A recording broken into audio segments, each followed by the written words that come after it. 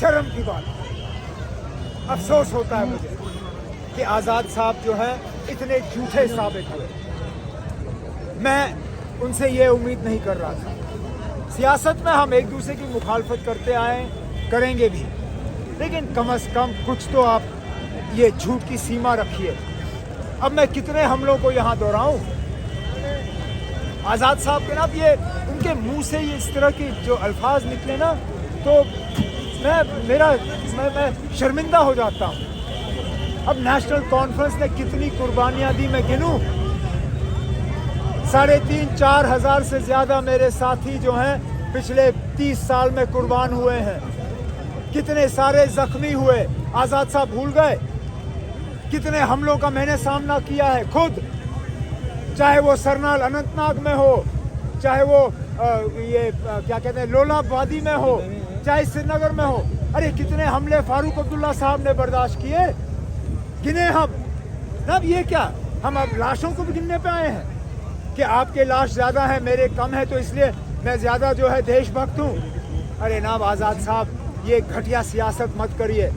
आप तो इतने बड़े लीडर थे ना, आप इतने कदावार शख्स थे, इतने आप गिर जाते इस बीजेपी को खुश करने के लिए।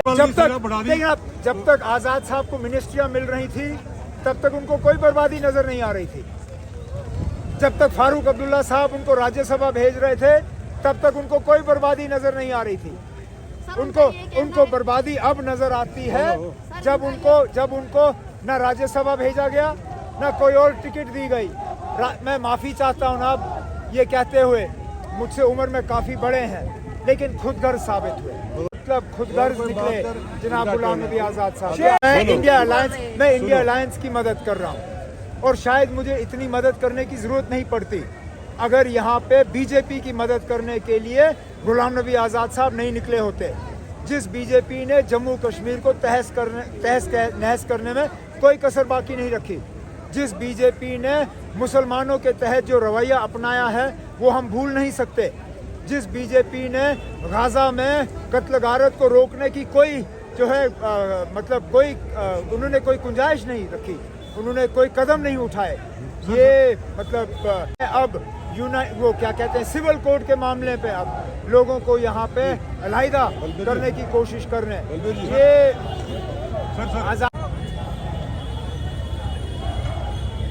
केजरीवाल साहब पहले ऐसे लीडर नहीं हैं जिनको एजेंसी के तरफ से जो है तंग नहीं किया जा रहा है, ना वो पहले वज़ीर आला हैं जिनको एजेंसी के तरफ से पकड़ा गया है।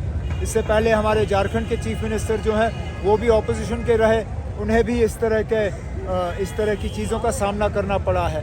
हकीकत ये है कि गवर्नमेंट की तरफ से इस तरह के जो है कदम बार बार उठाए जा रहे हैं और हम इनका मुकाबला करते आ रहे हैं। सर ट्वीट तो मैं करता हूँ, शौक से करता हूँ ना। मैं अगर ट्वीट नहीं करता तो मेरी आधी से ज्यादा खबर आप तक पहुँचती नहीं। आप हमारी मदद करिए, यही पैगाम लेके मैं आज आप सबों के दरमियान आया हूँ। अब इस उम्मीद के साथ कि 19 के बाद हमें दोबारा जल्द से जल्द मुलाकात का मौका हासिल होगा। मैं एक बार फिर आपसे इजाजत चाहता हूँ। बहुत बहुत शुक्रिया। अस्सलाम वालेकुम।